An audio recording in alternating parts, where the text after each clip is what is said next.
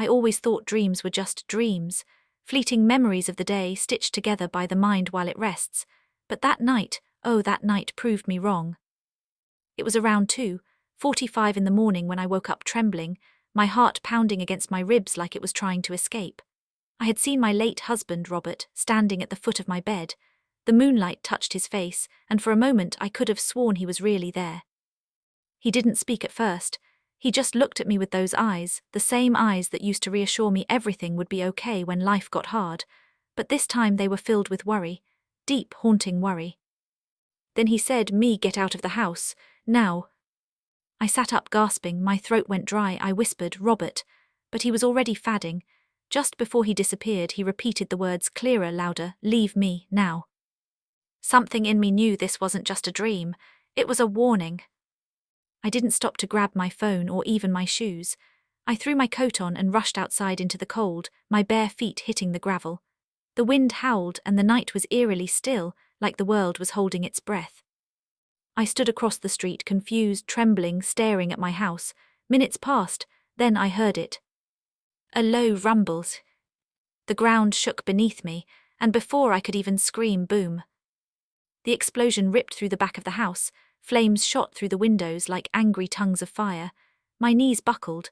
My home, the place Robert and I had built together, was burning. Neighbors rushed out, shouting, calling for help. I just stood there, frozen, tears pouring down my face, whispering his name over and over. When the firemen finally came and put out the blaze, one of them approached me. He said the gas line in the basement had ruptured. It could have happened days ago. One spark from the heater, and that was it. If I had stayed inside even 1 minute longer, I wouldn't be here telling you this story. Later, when I walked through the ashes, I found something that made me collapse to my knees, our wedding photo, somehow untouched by the fire. The glass was cracked, but our faces were still clear. And on the frame, written in soot, were faint words I swear I didn't put there. "I kept my promise." So now every night before I close my eyes, I whisper, "Thank you, Robert," because love, real love, doesn't end with death. Sometimes it reaches across the veil to protect you. Some people say it was coincidence, some say it was luck, but I know better. My husband saved me that night. And when I came back, I realized that dream wasn't the end of our story. It was proof that the bonds of love are stronger than the flames of fate. If you ever feel someone you love is trying to reach you, even from beyond, don't ignore it. Sometimes the voice you hear in a dream is the one that saves your life. That night I wasn't supposed to dream. I was too tired, too heavy with the kind of grief that never really leaves your bones. I remember falling asleep with the TV still humming softly, the glow flickering against the wall like a heartbeat. It had been 3 years since Robert passed, and though the world kept turning, a part of me stayed frozen in that hospital room where I kissed his forehead goodbye. But that night something shifted. The air in the room changed. It felt thicker, charged, as though someone had quietly stepped in from another world. I didn't realize I had fallen asleep until I saw him. He was standing at the foot of the bed, just like he used to when he came home late from work, smiling softly so as not to wake me. But this time there was no smile. His face was pale, almost grey, but his eyes, oh, those eyes, they held the same warmth I fell in love with. I tried to sit up, tried to speak, but my throat locked up. All I could do was stare at him, trembling, afraid to blink in case he disappeared. He opened his mouth, but at first no sound came out. Then I heard it faint, almost like a whisper carried on the wind. "Me!" Just hearing my name in his voice again broke me open inside. It wasn't just a dream voice, that faraway echo our mind creates. No, this was him. I could feel it. Every hair on my arm stood on end and tears pricked my eyes. I tried to reach for him. "Robert," I whispered. My hand passed through him like smoke, but I felt warmth, a fleeting warmth that brushed against my skin. His expression changed. His brow furrowed, and there was fear in his voice when he said, "Me, get out of the house. Now." For a moment I thought I misheard him. I looked around the room, everything looked the same. The curtains swayed, the heater hummed quietly, the clock ticked like always. "What do you mean?" I asked, my voice shaking, but he just shook his head more urgently this time. "Go, Me, don't wait, leave the house." And then he was gone. I woke up gasping, my heart pounding so hard I could hear it in my ears. The room was freezing cold, though I hadn't turned the heat down. I sat there, staring into the darkness, every instinct in my body screaming at me to move. I tried to convince myself it was just grief, just my mind playing tricks on me. But something deeper, something older and wiser than reason whispered, "Listen." I grabbed my coat from the chair, slipped it over my nightgown and stumbled toward the front door. I didn't even put on shoes. My breath fogged up the air as I stepped outside, the gravel biting into my bare feet. I stood there in the middle of the yard, shivering, clutching my coat tight around me, wondering what in the world I was doing. The neighborhood was silent, no lights, no sounds, just the faint hum of the night and my own uneven breathing. I looked back at the house, the same house where Robert and I built a life, where laughter once filled every corner. It looked peaceful, calm, innocent. But then something, I can't explain it, something in the air shifted. It was like the earth itself took a breath. A low groan came from deep within the house, followed by a sharp pop. Then, before I could even cry out, an explosion ripped through the windows, flames bursting out like wild, angry spirits. I fell backward, the force knocking me to the ground. Heat washed over my face. My home, our home, was burning. I screamed his name over and over until my voice broke. Neighbors ran out, lights flickered on, people shouted for help. I just sat there, staring at the fire, realizing that if I had stayed asleep just a few moments longer, I would have been gone too. Later, when the firemen told me it was a gas leak, I couldn't stop trembling. They said it must have been leaking for days, and one spark from the heater set it off. But all I could think was, how did Robert know? How did he reach me? That night I understood something most people never will. Love doesn't just stop when a heartbeat does. It lingers, it watches, it protects. And sometimes it finds a way, through dreams, through whispers, through the thin veil that separates the living from the gone, to keep a promise. Because Robert once told me, back when he was sick and scared, "Me, no matter where I go, I'll always look after you." I thought it was something people say when they're trying to ease the pain of goodbye. But that night when he told me to run, he wasn't easing pain, he was keeping his word. And I'll never forget the look in his eyes. That fear, that urgency, that love, it was him, my Robert. My husband, my protector, my warning from beyond. When I ran out of that house, I didn't have time to think, I just moved. The dream had left me shaking, my heart in my throat, my breath shallow. All I could hear in my mind was his voice, echoing again and again. "Me, get out of the house. Now." Those words felt alive, pulsing through me with every step I took. I didn't stop to question. I didn't even stop to grab my phone or slippers. Something deep inside me knew this wasn't madness, it was a message. The gravel was cold and rough beneath my bare feet, and the night air bit at my skin. I crossed the yard, the old gate creaking behind me as I stepped out onto the road. The world was silent, not even the crickets were singing. Just stillness. The kind of stillness that feels like the whole universe is waiting for something to happen. I turned to look at my house, standing there in the dark, peaceful and innocent. The curtains fluttered softly in the wind, the porch light glowed like it always did, and for a moment I felt foolish. I almost went back inside. I remember standing there, wrapping my arms around myself, whispering, "Robert, what is it? What are you trying to tell me?" But there was no answer, just the sighing of the trees. I was about to take a step forward when I heard it, the faintest sound, like a low groan from within the walls. It was so subtle I thought I imagined it. Then, a split second later, it came again, louder this time, a pop, like metal expanding in heat.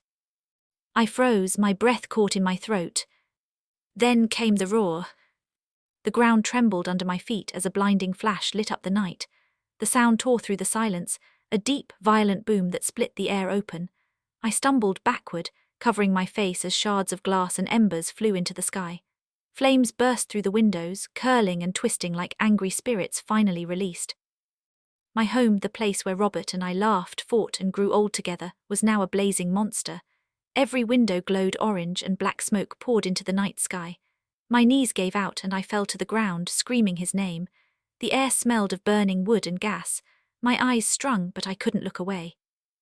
It was like watching memories burn, our wedding photo that hung in the hallway, the rocking chair where he used to sit and read, the kitchen table where we shared morning coffee for 20 years. Every flame felt like a goodbye. Neighbors rushed out in their robes, shouting my name. Someone pulled me up and dragged me across the street. I could barely hear them over the ringing in my ears. My body was trembling, but not from the cold. It was shock, pure bone-deep shock. I remember the sirens in the distance, growing louder, closer, until the red and blue lights washed over the scene.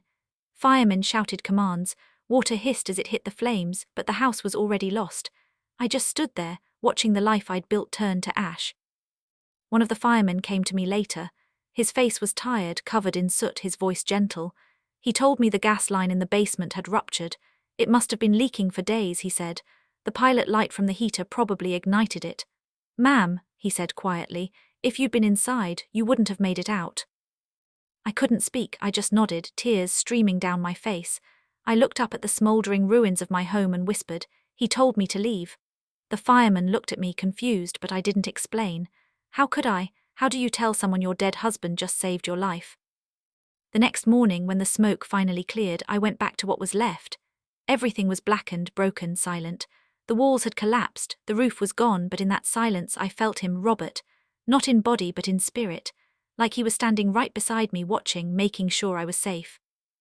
And that's when it hit me. If I hadn't listened to that dream, if I had doubted, if I had rolled over and told myself it was nothing, I would have died in that bed. His warning had pulled me from the edge of death. That was no coincidence. That was love. The kind of love that doesn't die when the body does. The kind that crosses boundaries between life and death, between here and whatever lies beyond. That night taught me something precious. When your heart tells you to move, when something deep inside you whispers go, don't ignore it. Sometimes that voice isn't just your instinct. Sometimes it's someone who loved you once, still loving you, still keeping you safe. And every time I look back on that night, I realize I didn't just survive an explosion. I witnessed a miracle, a promise kept by a man who refused to stop protecting me, even from the other side. When the fire was finally out, the air was thick with smoke and silence. All that was left of my home was a blackened skeleton of what used to be. The roof had caved in, the walls were cracked and wet from the fire hoses, and the smell of burnt wood and memories lingered in the air. I remember standing there in the grey morning light, holding a blanket one of the neighbours had draped over my shoulders. My hands were shaking so badly that the fabric kept slipping. It wasn't the cold, it was disbelief. I'd lived in that house for 37 years.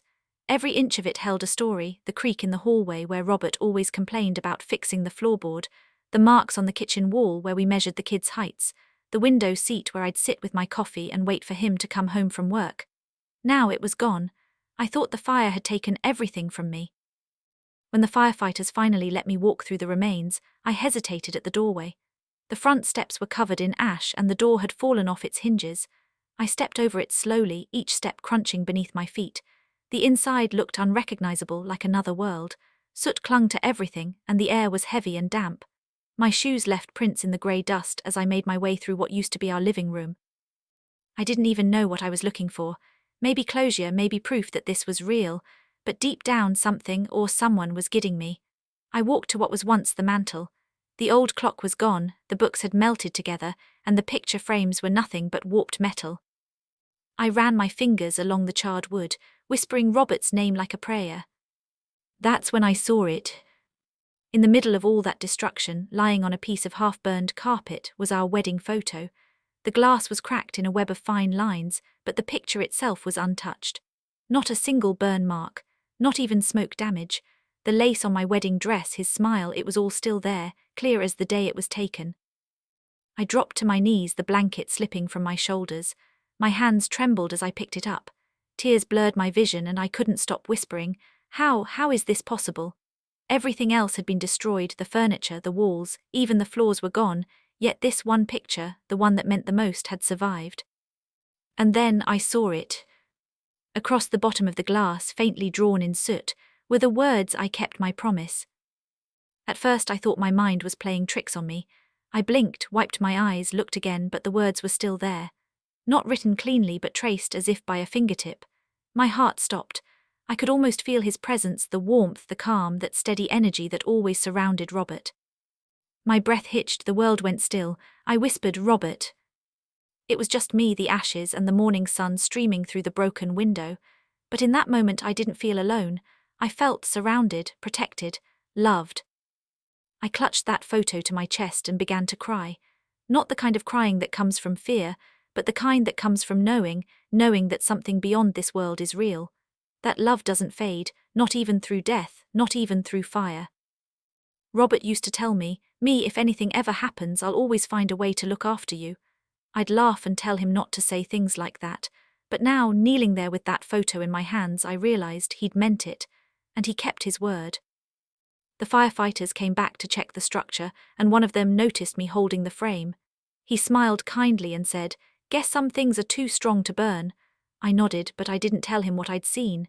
That message wasn't for anyone else, it was for me. That night when I got back to the neighbor's house where I was staying, I cleaned the glass gently with a cloth. The soot came off easily, except for the faint outline of the words. I left them there. I couldn't bring myself to erase them. They were proof that Robert had been there, that his love was still protecting me. Now that picture sits by my bedside. Every morning when I wake up, it's the first thing I see. The cracks in the glass catch the light, and it almost looks like the sun is shining right through his smile. Some people say it was a coincidence, that maybe the wind or water made that mark, but in my heart I know better. That was Robert, my husband, my guardian, my promise kept. In the weeks that followed the fire, I found myself living in a quiet I had never known before. It wasn't the kind of silence that comes when the world is still. It was the kind that sinks into your bones, the kind that follows loss. Every night when I closed my eyes, I could still hear that explosion, still see the flames licking at the windows, still feel the heat on my face. But more than anything, I could hear his voice, calm, steady, urgent, "Me, get out of the house." That voice had saved me, and it became my comfort in the dark. At first I tried to reason with myself. Maybe it was coincidence. Maybe my mind, still grieving, had created the dream out of fear or instinct. That's what people said. Your brain knew something was wrong, they told me. You must have smelled the gas in your sleep. But deep down I knew the truth. I hadn't smelled anything. I hadn't sensed danger. I was asleep, dead asleep, until he came to me. That wasn't instinct, that was love. You see, Robert and I didn't have the kind of love that burned bright and fast. Ours was quiet, patient and steady, like the slow rhythm of a heartbeat. We built our life together one day at a time. We didn't have much, but we had each other, and that was always enough. Even after he passed, I could still feel him in small ways, the way the wind moved the curtains, the creak of the old chair he used to sit in. Little reminders that love doesn't disappear just because a heartbeat stops. It lingers like sunlight after the sun has set. After the fire, people came to help, neighbors, friends, even strangers from the church. They brought clothes, food, blankets, but at night when I was alone, that's when I felt him the most. I would sit by the window in the guest room, look up at the stars and whisper, "I know it was you, Robert, I know." Sometimes the wind would brush against the windowpane, soft and rhythmic, and I'd take it as his answer. One night I had a dream not like the first one, not urgent or frightening but peaceful. I saw him standing by a river, wearing that same blue shirt he used to love, smiling at me. I walked toward him, but before I could reach him, he said, "You're stronger than you think, me. Don't be afraid to start again." When I woke up, I was crying not from sadness but from gratitude, because I realized something then. Love isn't just about holding on. Sometimes it's about being given the strength to let go and live. That was his final gift to me. He hadn't just saved my life that night, he'd reminded me that I still had one to live. Over time, I began to rebuild. Not the house, not right away, but myself. I learned to find joy again in simple things. The morning light through the window, the smell of coffee, the laughter of children playing outside. I started volunteering at the church kitchen, helping people who'd lost their homes too. Every person I comforted, every meal I served, felt like a continuation of what Robert would have wanted. There's something powerful about surviving when you know someone loved you enough to reach across eternity to protect you. It changes how you see the world. I no longer look at death as an ending. To me, it's a doorway. And love, true, unconditional love, walks through it. It doesn't stay buried. It doesn't fade with time. It transforms, becomes gentler, wiser, stronger. Sometimes, late at night, I still feel him near. The house I live in now is smaller, quieter, but there are moments when I sense a warmth in the room, a familiar presence. And when that happens, I just smile and whisper, "I know you're here." People ask me if I'm scared to dream again, afraid that maybe I'll see him and lose him all over. But I'm not afraid, because now I understand that dream wasn't a haunting. It was a blessing, a bridge between worlds built by love. Love, real love, doesn't need a body to exist. It moves through time, through walls, through fire and silence. It speaks when it must, and it protects even when unseen. I learned that the night my husband's voice pulled me from death's door. And every morning since, when I wake up and see the cracked wedding photo by my bedside, I whisper, "Thank you, Robert," because he didn't just save me from the flames. He reminded me that love, when it's real, doesn't die, it lives on through us. Always.